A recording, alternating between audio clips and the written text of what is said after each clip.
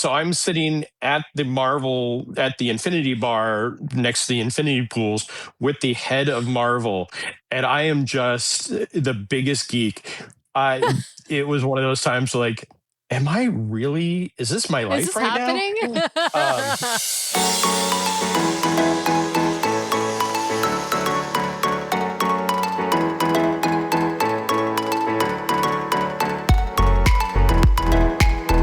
Welcome back, everybody, to this week's live episode of the DCL Duo podcast, brought to you by My Path Unwinding Travel. And I'm just going to skip ahead a bit here and invite our friends in, because we've also got our good friend Stephanie from DCL Magazine, one of our show sponsors, here to chat with us. And of course, the guest du jour, Jeremiah from Laughing Place, who's going to tell us all about the Disney adventure. So welcome, everybody.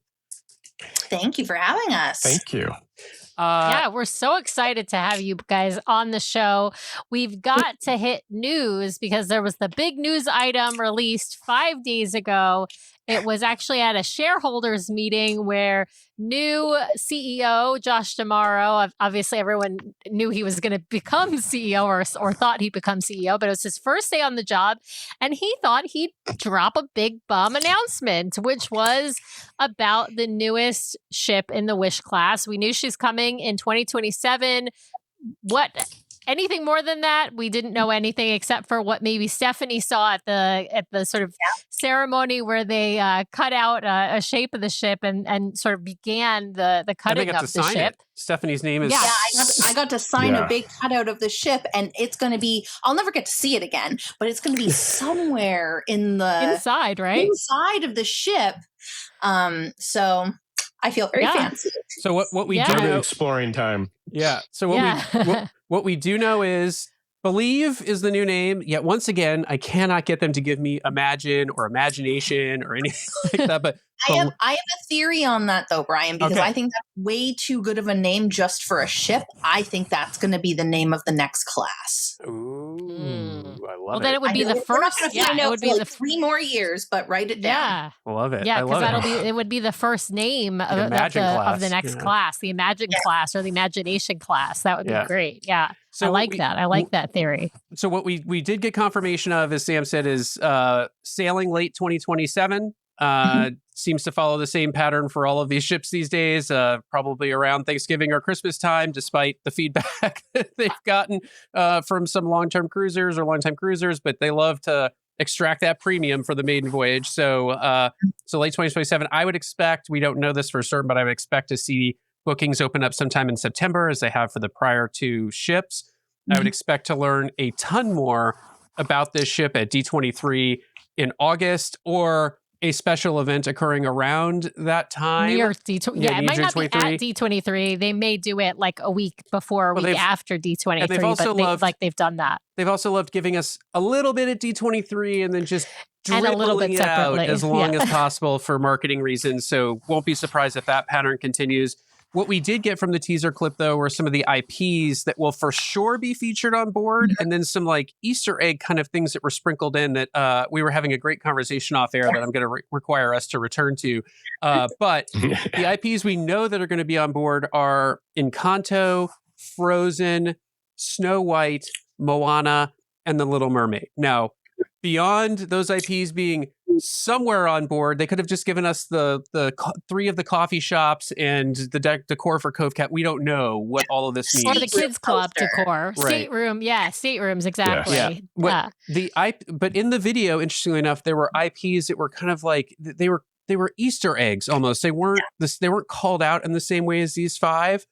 So the IPs we saw there were, interesting enough, Nightmare Before Christmas, Tangled, Inside Out, Zootopia 2 IP, Fantasia, Guardians, Iron Man, Star Wars, and Toy Story. And Inside Out 2. Oh, and Inside Out 2. Inside Out 2. Inside Out 2, That's yes. right. So lots of IP baked into this. I want to spend a minute with this esteemed panel talking about what we think this IP means and what we think, the different treatment of IP within the teaser itself and what we think that could mean. So Someone start us out. Well, I think with the past ships, what they've shown us, they really give us a mixed bag. I don't think that those 5 that they're guaranteeing are necessarily going to be huge, like Sam said. I do think that it might also be a little bit of a red herring situation where people are like, oh, mermaid, there's already a mermaid show on the Wish. Maybe they're going to bring that over. I don't think they're going to repeat the stage shows from the other Wish class ships. I think that maybe Tangled will be coming over from the Magic because they've had Seize the Adventure on all of them. They've had a brand new show on all of them and a borrowed show on all of them. But like, who knows? Snow White could be the whole theme of the ship, and Snow White could just be like the concierge. I see in Kanto show Snow White as, I don't think the cafes. I think Snow White could be, the Corellas, the piano bar. That would be a fun theme for that. Yeah. I mean, I don't know if they will ditch Haunted Mansion. It is probably the most popular thing on any of the ships, so that could stay. And then throw Nightmare as the Jungle Cruise, the Doctor, the Sanctum outside of it. That would be a fun overlay for those two to work together. For the shows, I'm really thinking now through the lens of puppetry constantly, right? Yes. Because each one has got the staging, and I do think Encanto is super ripe for something with the house and the the brothers and sisters and their superpower kind of, I think they're superpowers, but they're mystical powers. All the flowers, Louisa and all the rocks coming down on her. Yeah. I love this idea. So our friend CT and Tinfoil Mouse Ears is saying Moana and Maui's Polynesian luau. I am here for it. I think a luau at sea would be amazing if they did that. And Moana is such a beloved IP. Tracy's mentioning Taylor Swift Easter eggs. Did we spot Taylor Swift in this video somewhere? I didn't. No. Okay. Not sure what you're referring to there, Tracy. If you've got more context, I mean, maybe Taylor Swift will be the godmother of the ship. That would be. I think Taylor Swift is too famous for that. Yeah, I think so too. I think it's got to be somebody Disney connected more so, than like a Taylor Swift. But I love a couple of the comments in the chat. But I'm gonna say I think Snow White, and we're going to have a whole prognostication episode in a couple of weeks. I'm not going to give all of my thoughts, but I'm going to say where I think Snow White's going to be. And I think, Jeremiah, I think you're wrong about this. I think Snow White is not going to be the piano bar. I think we're going to see that as the Bayou Sanctum area. And I think they're going to give us a Spellbound Lounge. They're going to port it off of the Adventure and just plop it right in the middle of the Wish class. It's an easy I would not be upset by that. Spellbound was that was one of those areas that I wish I spent more time, but we'll get to that in a little bit. Yeah. I do think it's very interesting. The press release said Snow White, the wishing wells of Snow White and the Seven Dwarfs. So they have a lot of people proofing that. I don't think that was a typo. So I do think maybe it's well-themed cocktails. Maybe it's well-themed magic illusions. We don't know what it is. Or it could be maybe a new game. Yeah. Like the Happy Hunt, right? You could have you could have a Snow White themed well one. I don't see them ever doing Snow White themed drinks. That is kind of the off limits. Spellbound is Wicked Witch, the old hag. But Snow White, no, I don't think we'll ever see a bar. I'm gonna call it now though. If they have a Spellbound Lounge and it's the Wicked Witch, there will be an Appletini on the menu. It has to happen. And they'll have that gigantic Wicked Witch drink thing that they're selling now on the Adventure. So Linda's which saying is really just what they had from DCA, for their drinks at Carthay. Yeah. Oh, that's right. Yeah. Linda's saying, what about wells equals pools? So maybe the pool deck is somehow like Snow White themed. Maybe. Yeah. I mean, look, at this point, we don't know. So I will be eagerly watching D23. Might have to do a repeat of our show with that we did with CT and Wes when we did the D23 announcements a couple of years ago when they announced the 4 ships. I got some feedback recently that oh my God, that show was amazing. I still play it every once in a while just to watch you all react. So Yeah, maybe we'll have to do a repeat there, but more to come on the Believe. And like I said, I would absolutely expect more details at D23 this year. Absolutely. Yeah. My expectation is booking is open in September. And all indications are this ship is well on track from a building perspective. They've nailed it now, so they can pump these things out. So yeah. Stephanie, I know we were going to ask you to talk about. I think Sam and you talked about maybe talking about a favorite splurge on board. Favorite splurge on board. I'm going to extend this over to Jeremiah in a second after you answer. But yeah, what's your favorite splurge on board? I've got 3 that I want to tell you about. My very favorite one is Rainforest Room, but you have to, I was going to say you have to be a spa person. I'm not really I like getting a spa treatment every once in a while, but I like the go at my own pace, stay as long as I want, kind of explore the area of the Rainforest Room. My beef with it is that you usually have to buy a length of cruise pass instead of a 1-day pass, which is expensive. So that's where the splurge is. But also it only really makes sense if you're on an itinerary where you have enough time for that, right? And if you're with a group of people, like I'm having a cruise with my nephew in a couple months, I'm not going to get it because there's no way I'm going to have enough time to go. But I was on a cruise a few months ago and Danny and I went 2 times every single day. So you can get your money's worth. I think Couple if you're goals, by the way, couples goals.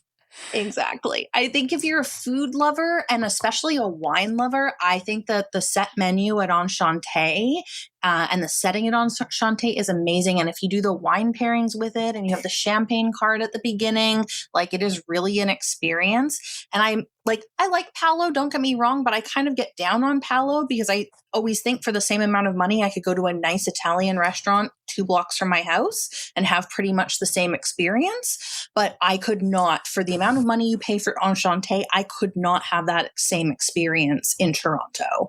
I would be paying 3 times as much money easily. And it wouldn't be by such a famous chef. So I think that is a really great splurge. And the last one is actually, if you're traveling with littles, I think splurging on the Pirates League or the Bibbidi Bobbidi is something like you're going to get photos out of that. It's an activity. It's a memory that they are always going to have and that you're probably going to talk about for years. So even if you only do it one time with your kiddos, I think that's a really good one. Yeah, Steph, you can say it was Danny who did it. It's okay. He got the princess makeover. Stephanie got the pirate makeover. Exactly. So Jeremiah, Danny's a beautiful mermaid. So Jeremiah, I want to know one of your favorite splurges, but I want to ask to pick up on something that Stephanie just mentioned because I don't know the answer to this. Does the Adventure have a rainforest room on board? So the Adventure has a massive spa. Sadly, I didn't spend a lot of time in there because for when I did the test cruise, funny enough, as we mentioned last time, I'm having some back problems. I was like all about getting some acupuncture done. I never had it, but I'm like, I'm on the ship for 9 days or do this. And I walk in there and I go, okay, $199 for acupuncture. I will spend that for that. Well, our acupuncturist we pick up in Singapore. So I walked in there and went, wow, this is really big. And then kind of went, I'm disappointed and left. But I didn't see a rainforest type room. But again, it was, this ship is so large. My chance to explore the spa, which is someplace normally I would have done much more of, was very little. Yeah. So I can't answer that question yes or no for sure. Okay. As far as my splurge goes, I don't drink, so I'm always safe on everything. But 2 words will get me anytime on a ship: Palo brunch. Yeah. Yes. And that was one, they offered it on the test cruise randomly. We got a message like, hey, we have Palo brunch if you yep. Don't care. Like, just give Sign it to me me. up. Give me that chicken parm. I'm there. And it was the exact chicken parm from the other ships. Like, it was one of those, like, I am on a Disney cruise ship right here, right now. Yeah. I was looking online, Jeremiah, and it looked like the Palo menu was very similar, if not identical, to the other ships. Is that your experience? Yes. Yeah. all of the menus, well, we kind of touched on this last time. The menus were very similar in all the locations. There was, I know Steph's seen all the menus, and they're all, there's options, and there's some great options, but it was kind of like, okay, so how many times do I want almost the exact same meal? Yeah. So two But similar. now we're jumping ahead across. again. Yeah. That's okay. That's okay. Most people won't be on for like 2 weeks the way that you were. Yeah. I will say, I saw a comment in the chat about Paulo Souffle, about how, our friend CT, he doesn't get on a ship without there being a chocolate souffle. I have heard there is a chocolate souffle, but I have also heard from a friend who is a cast member that there is a limoncello souffle. Yes. And I am not a limoncello or lemon dessert person, but my friend said that souffle blows them all out of the he's water. not either, if I recall. And he's not either. Yeah. I did not have the limoncello souffle, but that was one of the big talking points of that, because we were discussing the entire menu, and I'm fine, give me the chicken parm, I'm golden.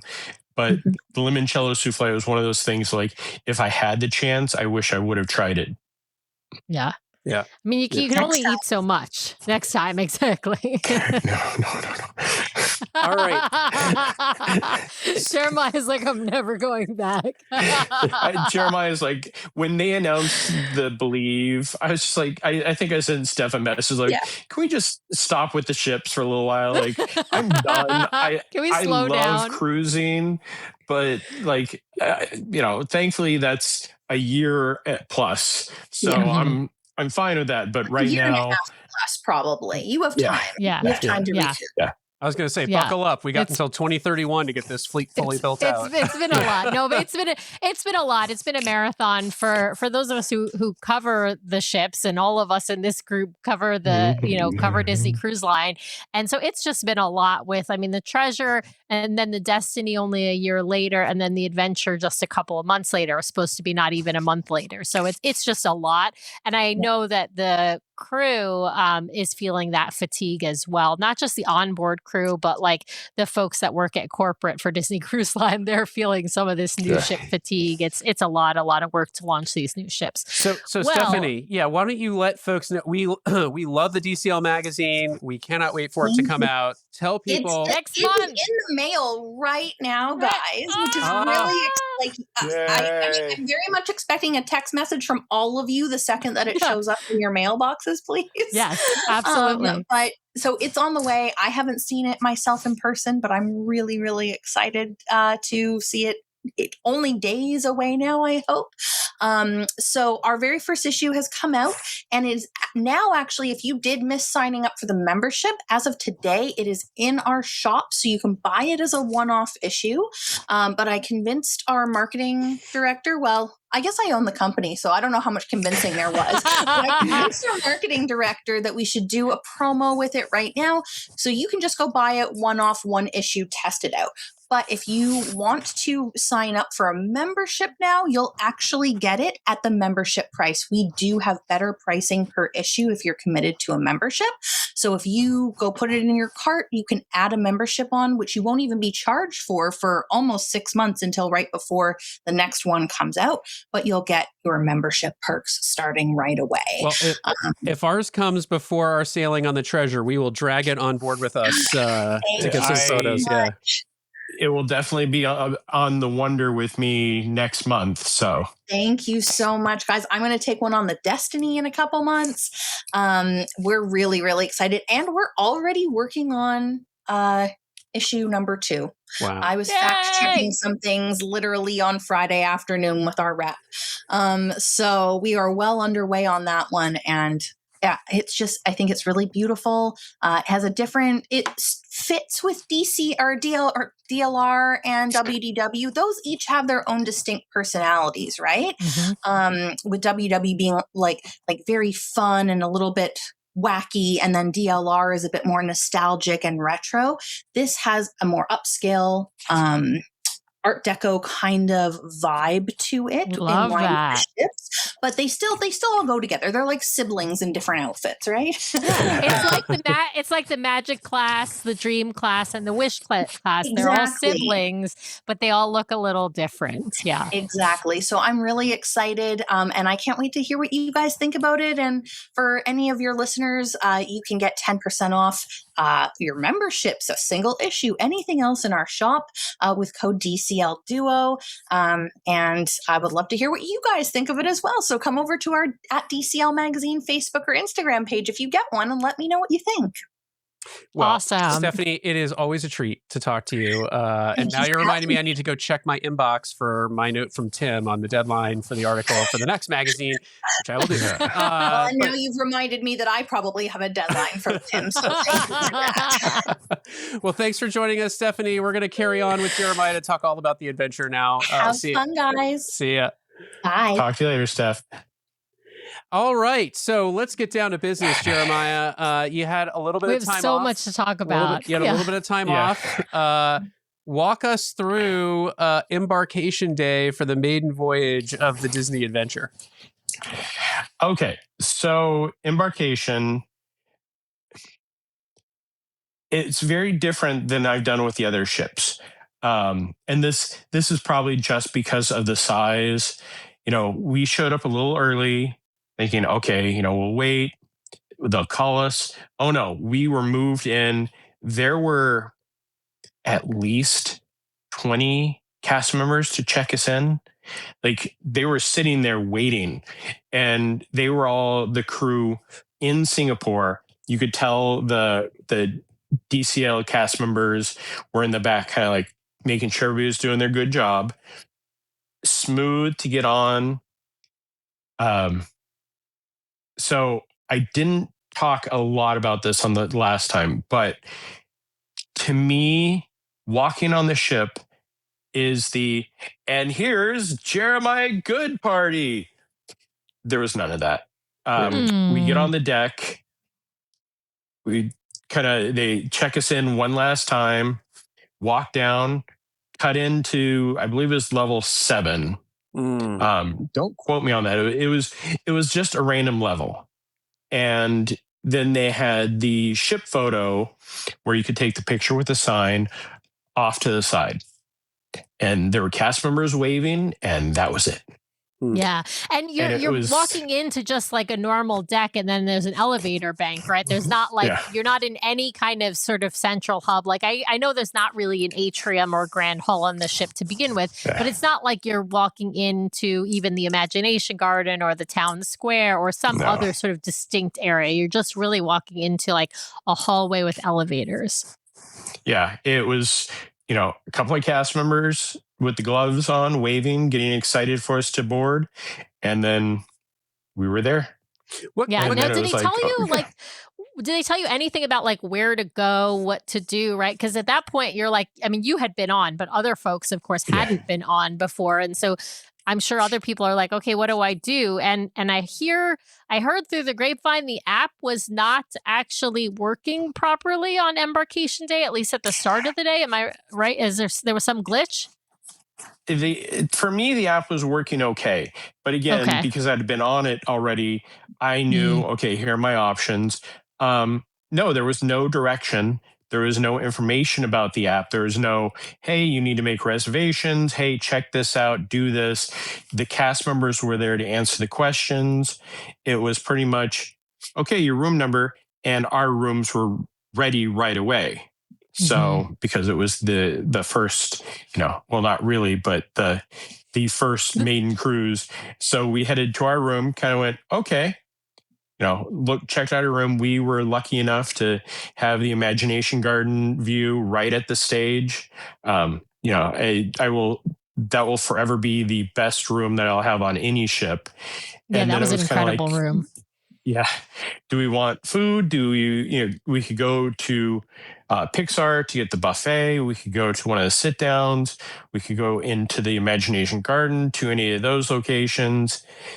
But it was really just kind of here's the sail away party that they did multiple times during the day. To me, that was just weird.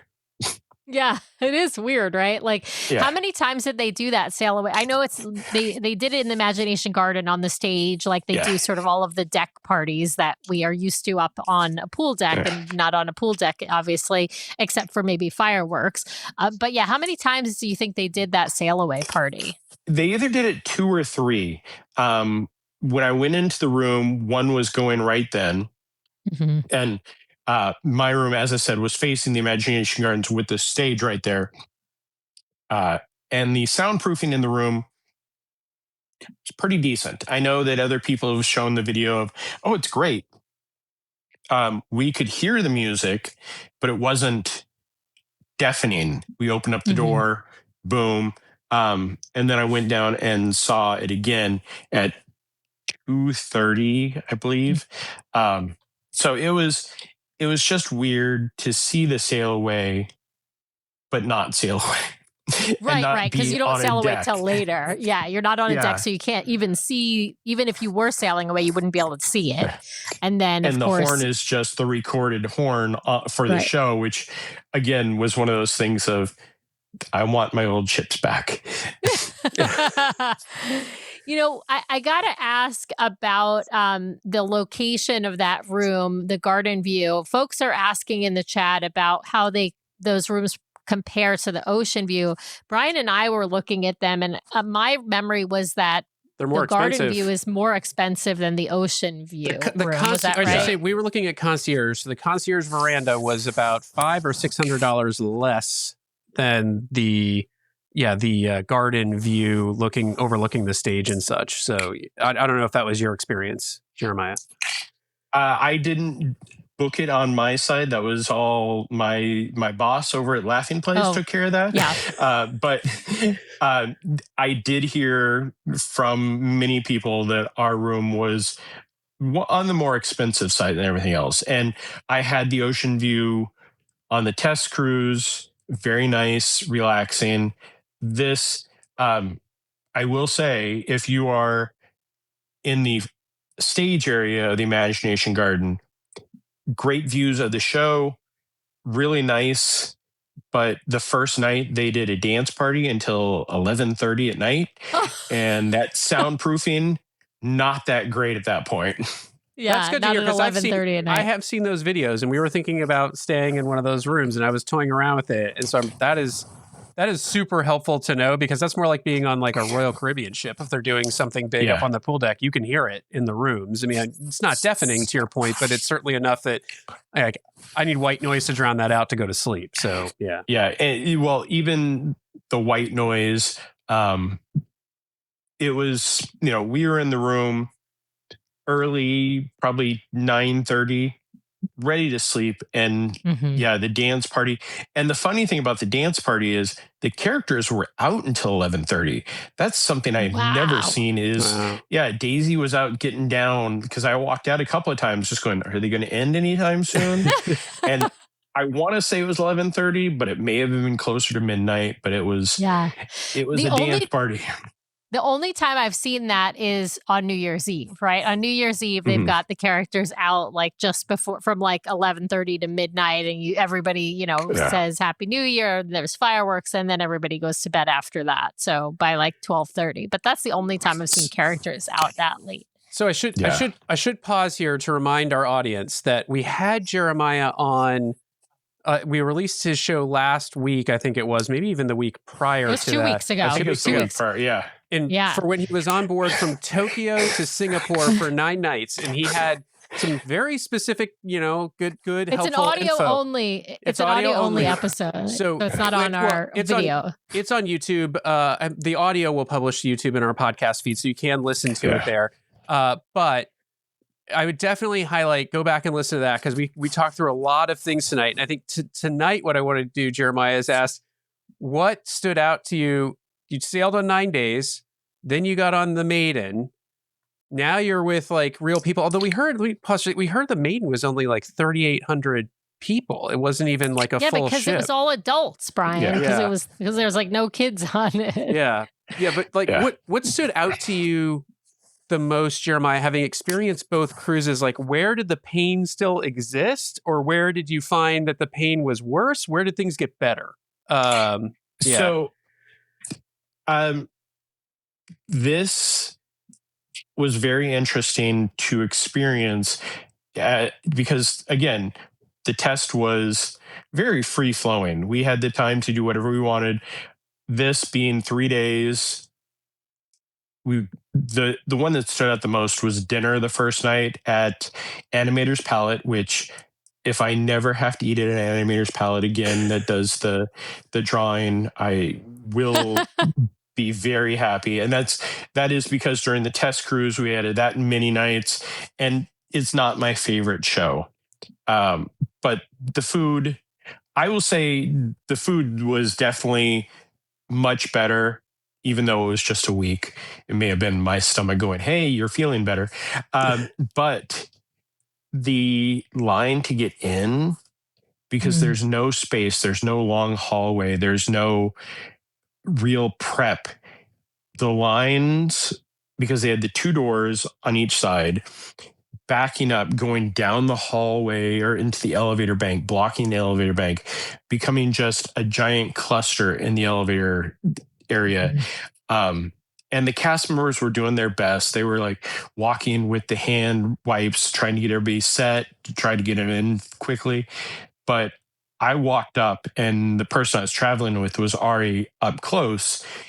But the line 20 minutes before was, you couldn't find the end of the line because it was just mixing and everybody was all together. Yeah. Yeah. Are you listening to our show because you want to make the most out of your next vacation? Great news, the fabulous team over at My Path Unwinding Travel can help guide you so you don't miss a thing. Their team of professional travel advisors are caring, knowledgeable, and experienced. It's why we use them to book our own travel. My Path Unwinding Travel is an authorized Disney vacation planner, which means they are recognized by Disney for their expertise and service. They have sailed on all the Disney ships, including in concierge, visited the theme parks, adventured with Disney, relaxed at Aulani, and so much more. Whether it's a Disney cruise, a theme park vacation, or Adventures by Disney, or if you are looking to expand beyond the mouse, My Path Unwinding Travel will elevate your next vacation planning experience. Even if you have already booked, reach out for a complimentary consultation to make your vacation even more magical. Ready to talk to the experts? Head over to mypathunwinding.com/DCL Duo or email dclduo@mypathunwinding.com so they know we sent you their way. Thanks, My Path Unwinding, for sponsoring today's show. Now back to the episode. I got to ask about the food, Jeremiah. We didn't really talk about the food when we talked to you previously, except for the fact that you weren't really looking forward to eating it again. And it sounds like it was improved between just your shakedown cruise versus the Maiden Voyage. But like overall, what would you say flavors are? Like, are they more spicy? Are they more Asian? Like, what are we looking at for an American going on the adventure over in Singapore? The nice thing is the menus are very broad. If you do want Asian, they have that. If you want steak, they have that. My traveling partner really enjoyed the steak. I was enjoying the different Asian offerings. The bao buns were amazing. They had a little bit of everything. I will say the Indian offerings, if you like spice, it is true Indian food. It is the spices there. It was enough to, get me to have to drink something. And I'm a big wuss. So it probably wouldn't do much for many people, but I was ready to drink more after that. But yeah, all of the menus, as I said earlier, were very similar.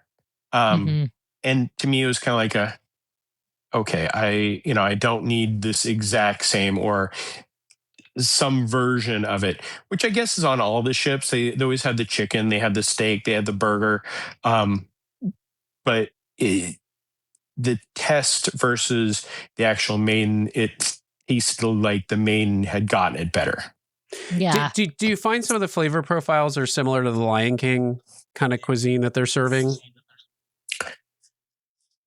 Kind of, yeah. I didn't even think about Lion King, but yeah, the Indian options and South American options are very similar to that. But again, you will find something you want to eat easily. Yeah. And if not, you can always order off the kids menu and get 2 slices of pizza. Yeah. Yeah. And- Now, what about the quick serve? I know that the quick serve, I know you had told us on the previous show that the quick serve you had to make reservations for a time to go and sort of order and pick up. I understand from talking to somebody who was on board after the Maiden that they've actually dropped those reservations. So after the good. Maiden, so after the Maiden, you no longer had to do that. I know you still had to do it for the Maiden, but were you able to explore some of the other quick service options? And what did you think of those? Were they like sort of worth the reservation and the wait? So Grandma Tala's and Mowgli's are both, again, different options, different flavors, you know, and Grandma Tala's, actually both of them, you know, had good flavor, had good, you know, you make your own. That was the easy part. I am a little surprised they dropped the reservations, but I could see them bringing that back if the ship does get more capacity. Like it was about 4,000, and we never really had problems with the reservation system, so I could see why they dropped it. But the thing, like, I didn't try the Miss Marvel's, the shawarma or the kebabs, but my friends did, and they really enjoyed it, especially the shawarma. That is an ongoing joke on that ship about the shawarma, by the way. And Ohana's, the burgers, they were burgers. Nothing special, but a burger. I wasn't over impressed with them on the test cruise. On this one, you know, again, it was one of those like, hey, it's 9 o'clock at night. I'm hungry. I don't want to go do dinner. I'll get one of those, and it was fine. The one thing that probably nobody has talked about is the Pizza Planet, the one quick service on the deck. It is. I wish I could show you. Like the couch I'm sitting next to is about as big as the entire service table of that. You know, they had pepperoni, cheese, and meat lovers.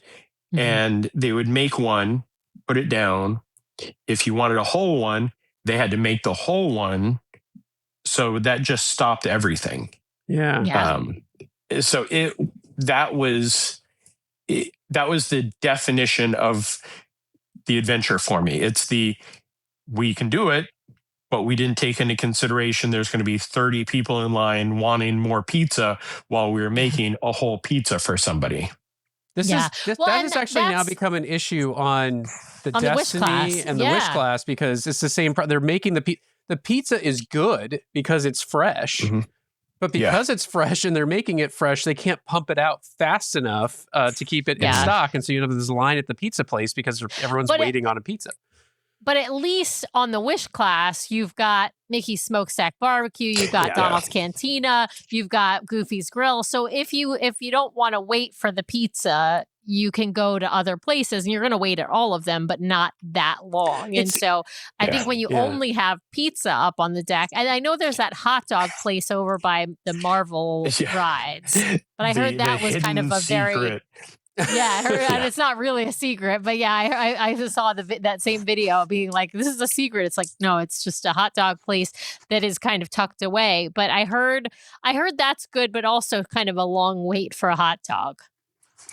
So the Marvel dogs, I'll put it, because it's next. It's next to the Infinity Bar, which is next to the Infinity Pools. Ha ha ha. So I have to tell one story.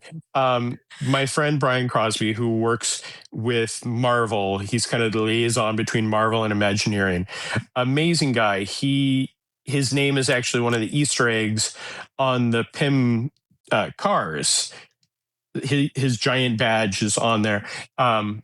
I'm sitting down with him next to the Infinity Pools, and he goes, hey, somebody's coming over to hang out with us.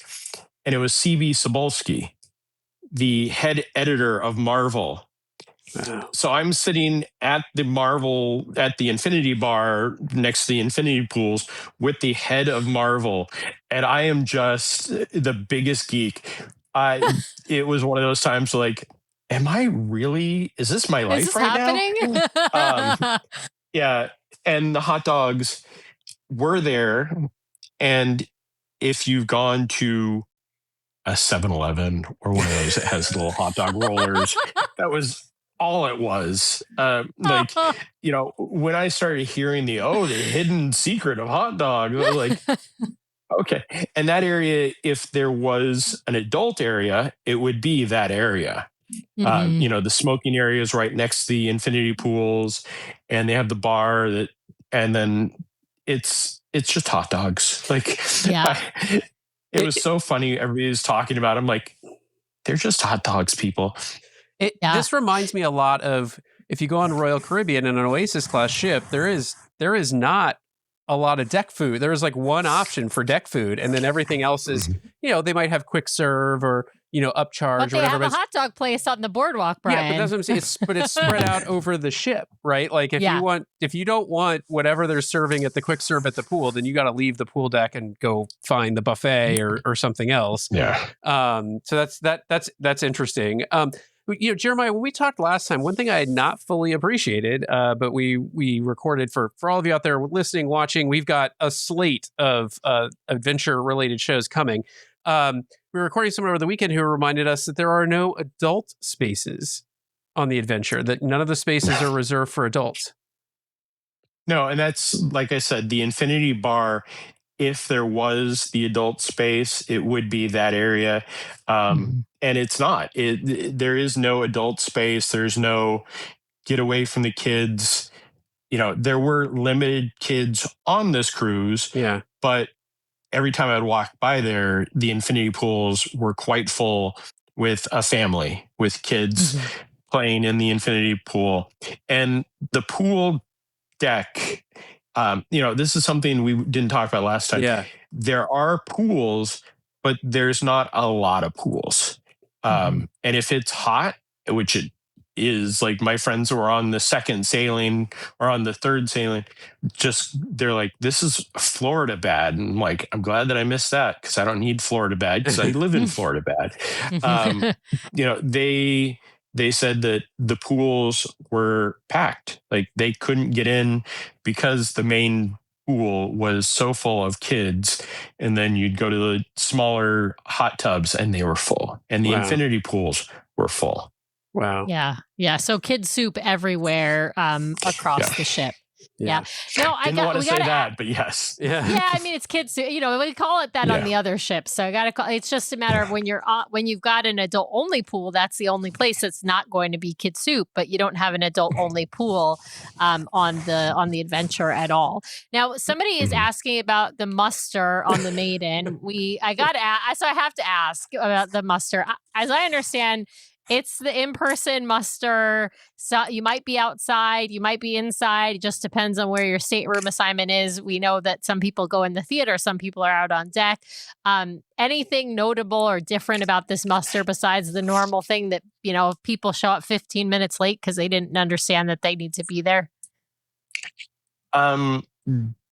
If I had to describe one thing as a giant cluster, it would be the muster.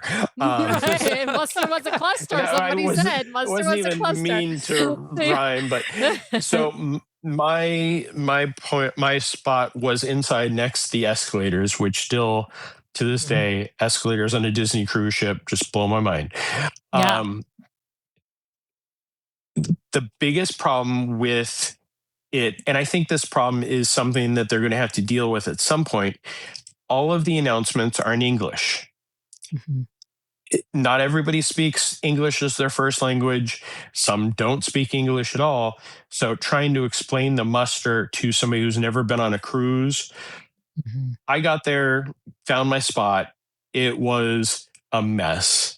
There were so many check-in points around the town square area, and mine was right in the back of the town square. I could see everybody coming up. I could see people coming up with just one person in their party because they didn't understand they needed everybody. I could see people walking around going, is it this one? Is it this one? The cast members trying to figure out where their check-in points were. It is something that they will have to figure out.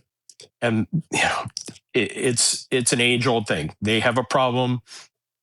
It's something they have to figure out, but even muster on regular ships, still a It's problem. the same. Yeah, I mean, you can imagine, even let's say we were on a brand new class of Disney ship in the United States, and let's say all of the announcements were in French, right? Like we would, even if you spoke a little bit of French, you might have trouble understanding where you were supposed to go, and then communicating with the cast member and them trying to tell you in French that, this is your station, or they're not even sure where the station is and they're trying to help you figure it out. So it is, when you're talking about, the folks in Singapore speak English fluently for the most part, because that's a primary language in Singapore. But you've got folks coming over from other parts of Asia that English might be their third or fourth language, and maybe they speak a little bit of English and not fluently. Yeah. And so, and as you said, their first cruise ever. A lot of the folks who are going on the adventure are probably on their first cruise ever, and not just their first Disney cruise. So lots of confusion. So we got a couple good questions in the chat I want to tackle here. So the first one, I'm going to say with a hint of, I guess, sarcasm, but were you able to do all the rides, Jeremiah, without issue is the question, which we already know the answer to. We know the answer, but we'll let Jeremiah tell folks.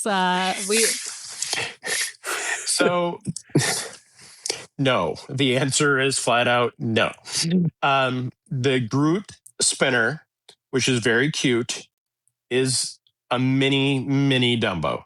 I think I described it last time as, if there was a small carnival, this is literally the kids' version of that. That's the, you're paying $5 for your kid to go around for 90 seconds, go, wee. Wee! That would be me. Yeah.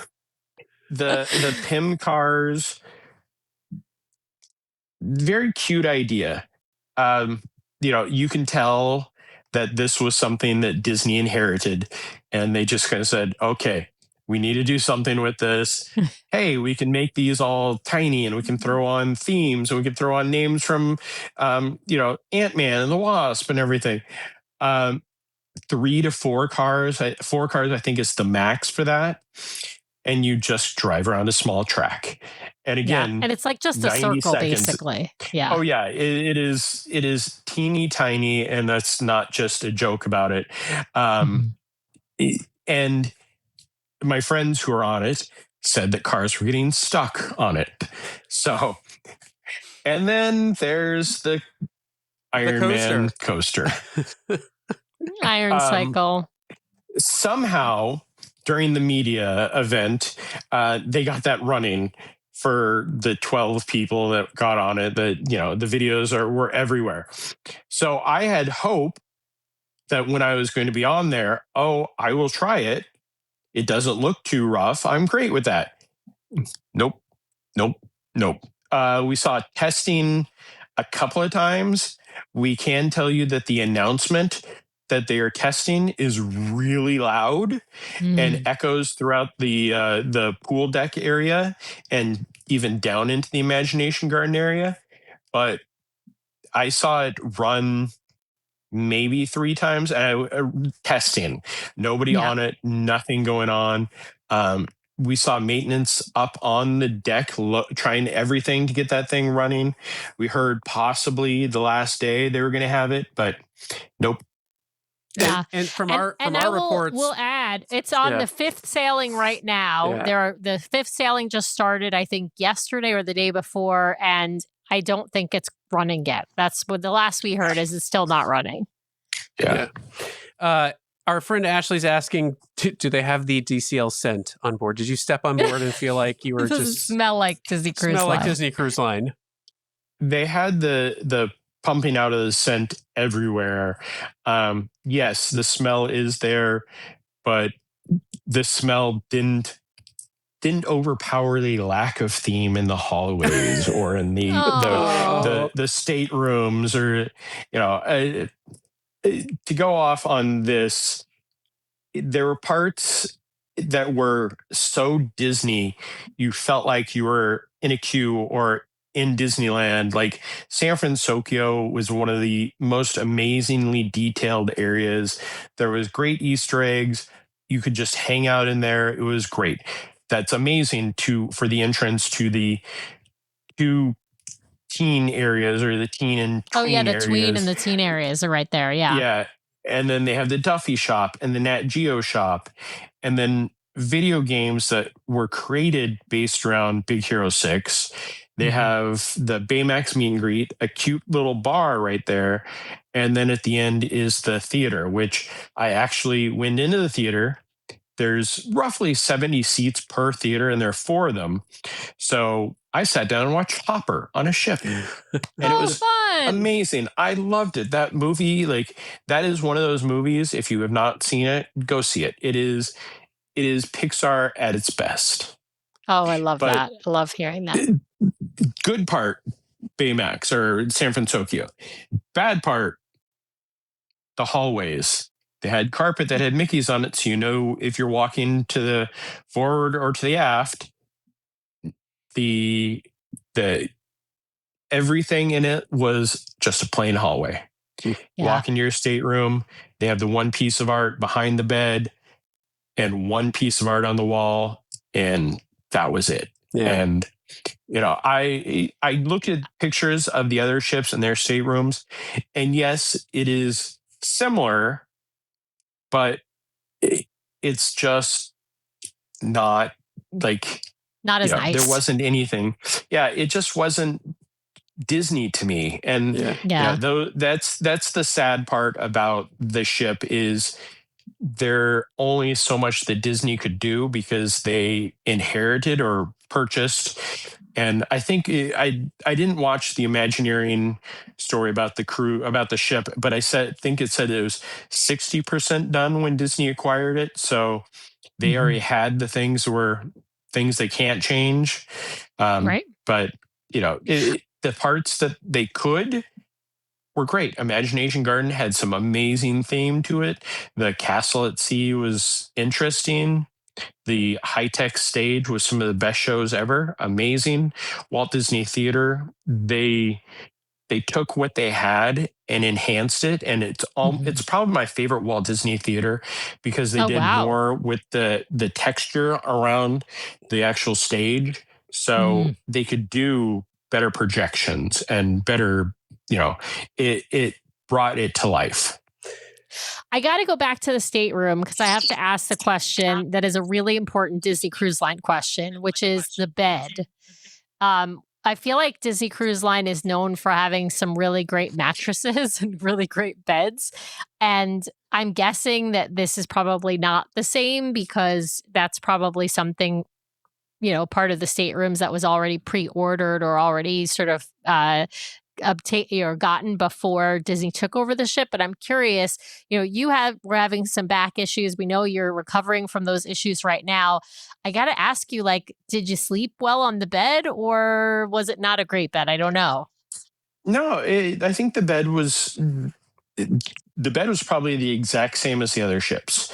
Oh, good. Okay. Pillows were also, you'd lay down just, I will say it seemed firmer, and that's, I think, an Asian thing. They prefer their beds firmer, but I had no problem sleeping on the ship other than on the test cruise with the rough seas. Yeah. There were a couple questions in chat. I just wanted to quickly say that we will talk about with an upcoming guest who is, or one of an upcoming guest.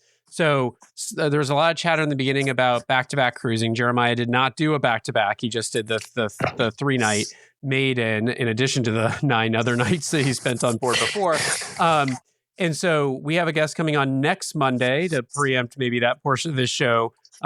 We'll tell you more. who is doing back to back to back to back. So the first four sailings starting with the Maiden. So she will be able to speak very intelligently about the back-to-back protocols and how they've evolved over the course of her trip, potentially.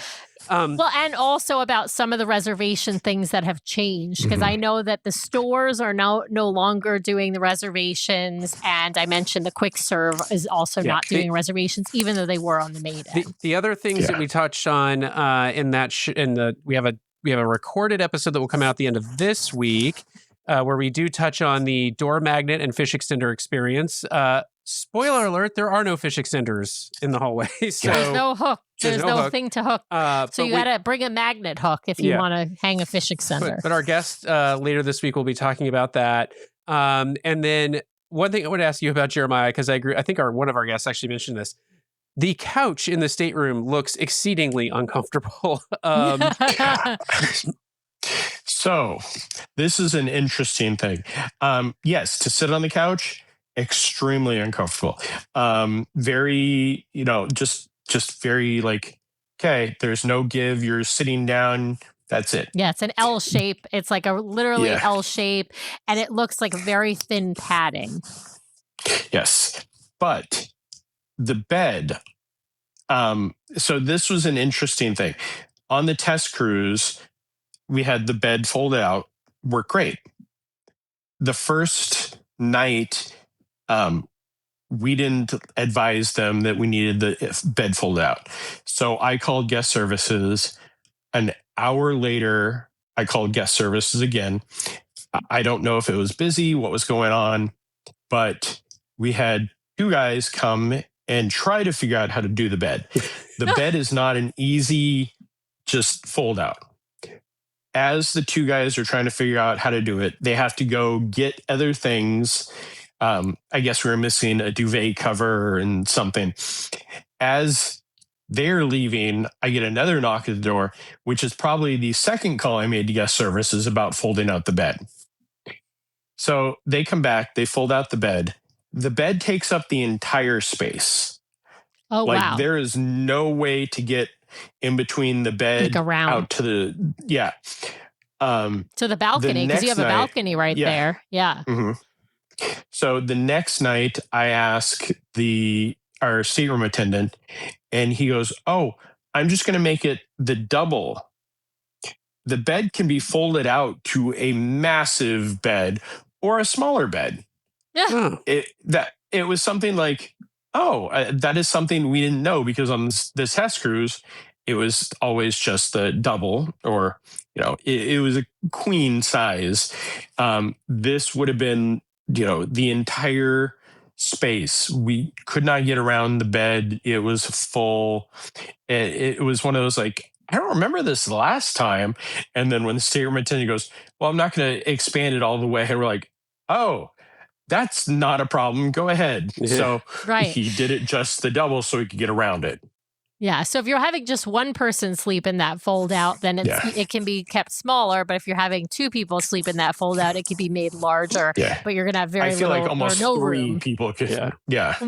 Wow. And Nathan's confirming in chat he saw a video where they looked at the mattress and they confirmed same manufacturer but firmer.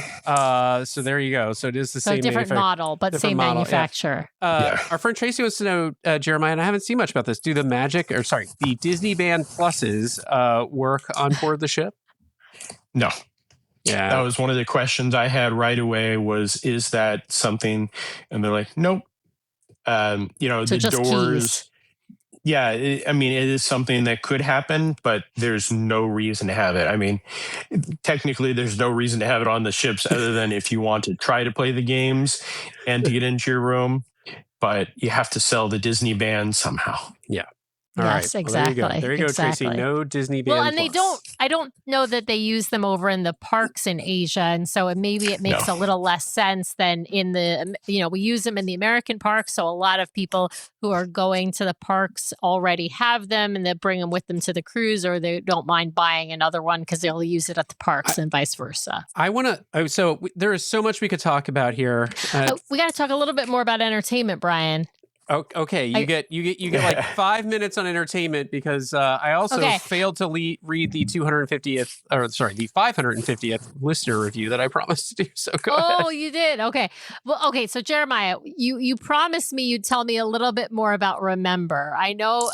We you mentioned that Seize the Adventure is the same, except there's one change: is Rapunzel instead of Merida.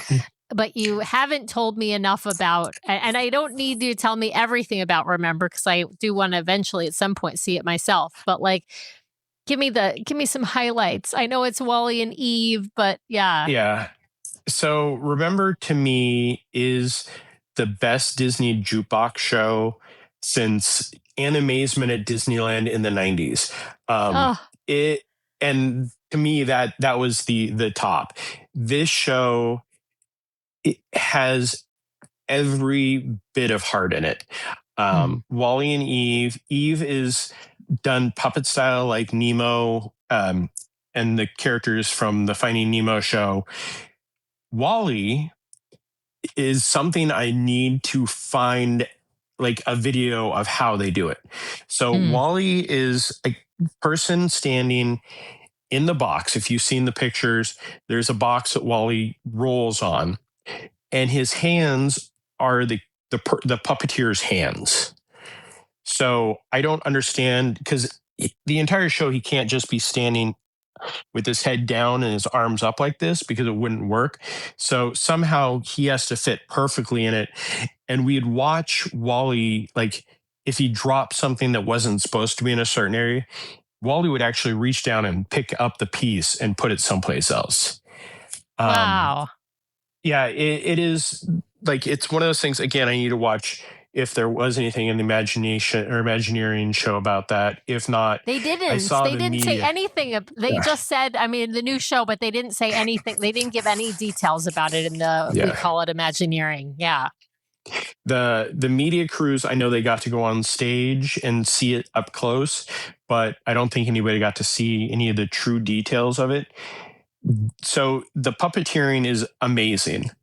The show hits every heartstring you could think of. I'll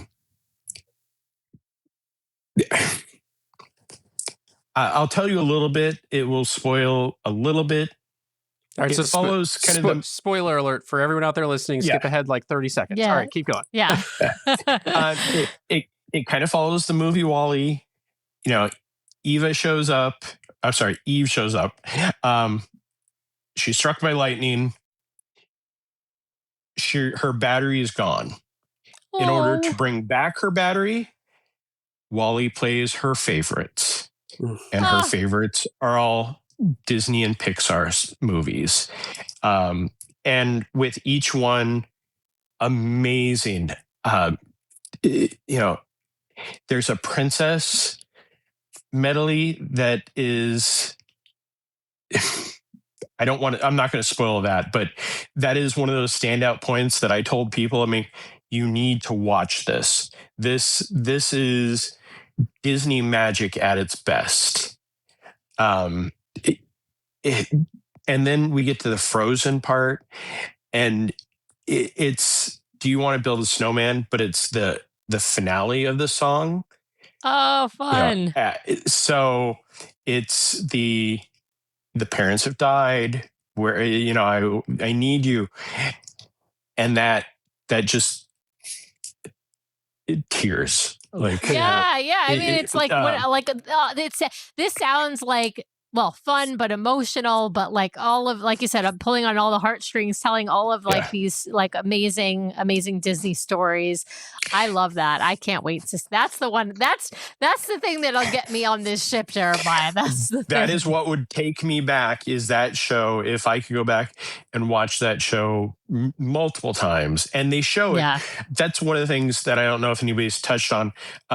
For the Seize the Adventure, they showed it 4 times the first night. For the Remember, they showed it the second 2 nights 2 times at least. The schedule doesn't show you all of the things because it's set to you, so you have your time. But if you want to see it again, you can go stand in a standby line.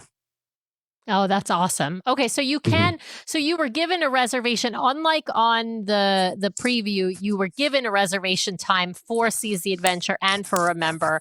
But if you Yes. wanted to see them another time, as long as you weren't at the last showing, obviously, you could try and get standby space for that. Oh, So you could that's even awesome. walk out and then just jump right back in. Oh, That's what nice. the person I was traveling with, he saw Seize the Adventure 3 times. And I just looked at him like, I enjoy that show, but 3 times? No. Yeah. Yeah. Yeah.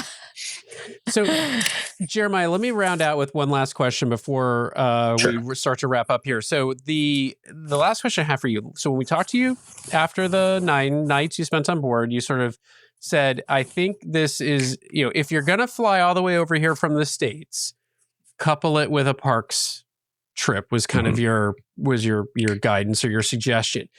Did anything on the Maiden Voyage change your mind? I mean, I can't imagine why a 3-night Maiden Voyage would do that, but is that still kind of your take on the ship? It is very much my take. The ship is great. You know, I've said to many people, it's a great ship. It's just not my Disney ship. It's Mhm. not. It doesn't scream all the Disney that I want. The shows are amazing. The cast members top notch.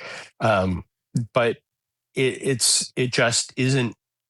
It isn't a complete vacation for me. I can go on a 3-night or a 5-night or a 7-night on any of the ships here in the US, and that's a vacation for me. Mhm.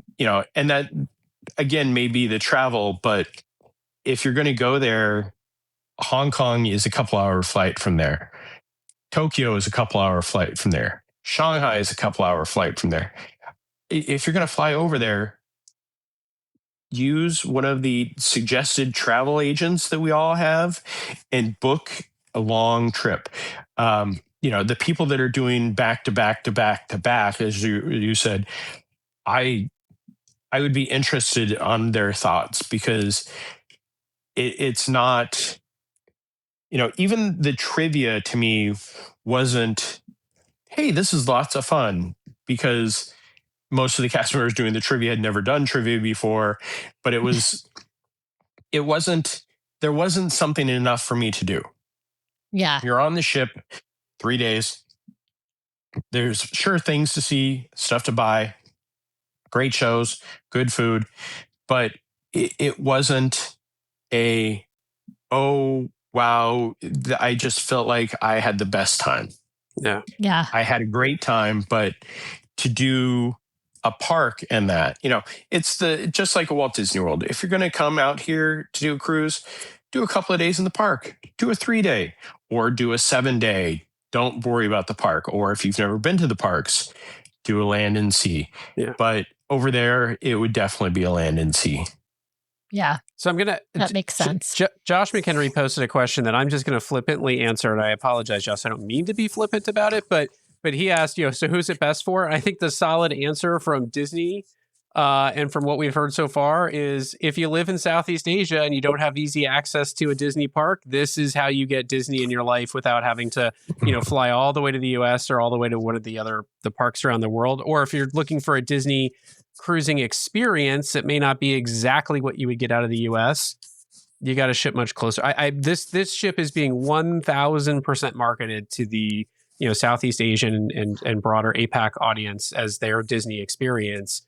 And the Imagineering show even sort of put a fine point on it, which is this is our way to bring parks at sea to places in the world that don't have their own Disney park, which I quibble a bit with, because Jeremiah's pointed out Hong Kong, three, Shanghai, not and too Tokyo. far away. But I get what they're trying to say. Like, Yeah. this is a way to bring that park to different people who don't get to experience it easily. And so I think that's the core answer for who's this ship for. But all right.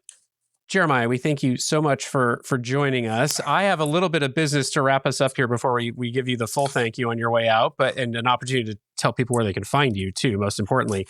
So a couple pieces of business. One, yet again to sleep at the wheel here. It's season 7. Season 7! Jeremiah, thank you for being Wow. part of our first episode of season 7. So yes, This is anytime. the beginning of our 7th year doing this podcast. Yeah. It's kind of crazy. Congratulations. yes. So Thank you. this is our official kickoff to season 7. Now, in our last live show, I did put a call out to the audience because we were sitting at 549 reviews, and the OCD in me was like, can we just get one more to get to 550? We You got guys- 555. Yeah, you guys came out Yeah. force. And so I didn't feel right. Like, one, I was like, I can't take up half the show reading the reviews. I don't just want to, thank the person who left the 550th, although they're going to get billing right now. But over the course of the next few shows, I'm going to try to read those people who really pushed us over the edge from 550 to 555. Your reviews will get read on these live shows, which is something we don't typically do. So, Sam, you want to give the jingle? I mean, you might as well do it live.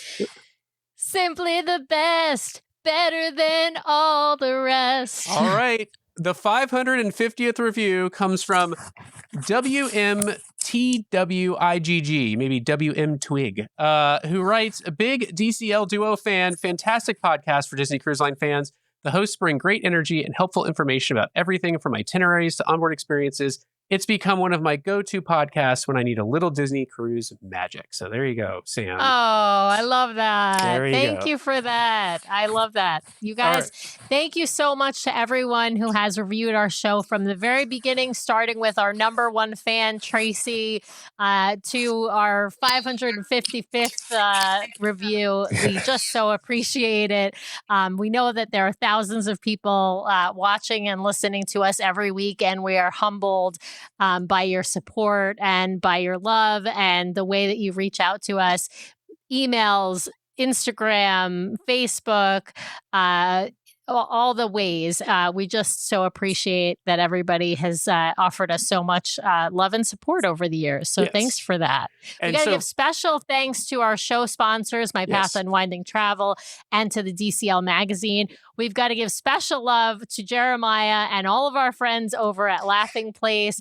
We have so enjoyed getting to know you guys both on preview cruises, but also having you on the show and having Benji on the show. It's been just amazing. I got to give a shout out to Doobie, who is the reason why Benji came on our show in the first place. Apparently, Doobie, who works at Laughing Place, also listens to our show and told Benji that he should come on our show. And so, if not for Doobie. Let me throw out one piece really quick. Doobie was actually the creator of Laughing Place over 25 years ago. Wow. I didn't know he created it. Wow. Oh yeah, he and Rebecca were the co-founders, but Doobie created the website, and this was in the infancy of the internet. So there are a few, we can trace back to how this all started. Doobie was definitely one of those people that started this entire crazy Disney community, and he loves the cruising. You guys need to have him on. He is the biggest Yes. cruise fan there is. Yes. Yeah, and he was just on one of the ships. I think he just got off the other Destiny. day. Yeah. All right, Doobie, remember- if you're out there watching this for whatever reason, listening to it after the fact, hit us up, dclduo@gmail.com. Yeah. We've got a guest spot reserved for you. Yeah, absolutely. Jeremiah, tell people how they can find, before I preview next week's episode, which I already did a little bit, but tell people how they can find and connect with you and your travels and Laughing Place, all that great stuff. So laughingplace.com is the main website, as I talked about. We are on Facebook. We are on Instagram, Threads, TikTok. It's all laughing_place. So don't just look for Laughing Place or The Laughing Place, as we found out a little while ago. It is laughing_place. For me, if you want to, for some reason, follow my crazy life, I'm on Instagram, just Jeremiah Good. I travel the parks. This was a whole other topic, but in just about a month, I went to 10 different Disney parks, saw 5 different castles, and spent 12 days on the adventure. So, the fact that I'm even here and conscious It's a is a miracle. whole other topic. Yeah. It's a miracle, But Jeremiah. I'm so glad to be here. You guys are the best. I'm so honored to be part of your 7th season. Thanks, Jeremiah. Oh, We thank you, love having you Jeremiah. on, and everybody over at Laughing Place. It's been a great journey. And so thank you so much for spending some time with us. For everyone out there watching and listening, we will be back next week, regular time, regular place, 5:30 p.m. Pacific, 8:30 p.m. Eastern, and we will be talking with Luciana. Luciana. She is a travel advisor here in the United States, but in the Orlando area, and she runs it's mostly Portuguese speaking travel agency because she books for Brazilians and Brazilian Americans, and she was on the first 4 sailings of the Disney Adventure. So she's gonna give us a whole bunch of information. She got to experience a lot of the specialty dining. She got to sail both in concierge and in non-concierge. So we're going to get some information about those experiences as well. And of course, back-to-back cruising information because she had 3 opportunities where she was a back-to-back cruiser. So, and she can also tell us about some of the things that have changed from the beginning of the launch to the 4th sailing, because like I said, there were some operational changes with reservations and things like that. So we're super excited to have her on. I did meet her on the Maiden Voyage of the Destiny, and she was also on a preview sailing. So she's a wealth of knowledge, definitely a Disney expert in her own right.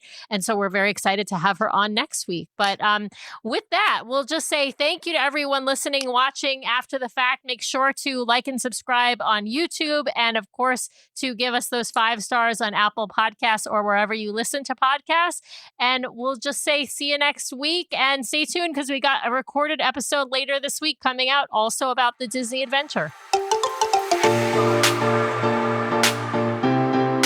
Well, thanks to everyone out there for listening this week. We really, really appreciate it. Be sure to subscribe to the podcast so you can keep getting great content from us every week. In fact, twice a week we publish shows. So be sure to hit the subscribe button to get all of those great episodes. And if you want to watch us live, we have a live show now every week, Monday nights, 5:30 p.m. Pacific, 8:30 p.m. Eastern over on youtube.com/DCLDuo. So be sure to head over and check that out. If you want to help support the show, be sure to hit those 5 stars on Apple Podcasts. And if you leave us a written review, a 5-star written review, we will read it at the top of one of our main episodes, so please head over there and hit those 5 stars. Of course, you can also help support the show by supporting our fabulous show sponsor, My Path Unwinding Travel. If you want to book your next Disney vacation, head over to mypathunwinding.com/DCLDuo or email them at dclduo@mypathunwinding.com so they know we sent you their way. If you've got questions or you'd like to connect with us, the best way to do that is to head over to dclduo.com. It's got links to all of our things, full catalog of the podcast episodes, including a searchable catalog for the podcast, links off to our vlog, a link to our Etsy store where we sell some fun fan-inspired magnets, link to our Patreon if you'd like to help directly support the show each and every month. Just head over to the website or patreon.com/DCLDuo. Also has a way for you to sign up for our Substack newsletter that we're hoping to start really pumping out monthly here at least, and a few blog articles that we've written. So DCLDuo.com is the best way to connect with us. You can also, of course, email us at info@DCLDuo.com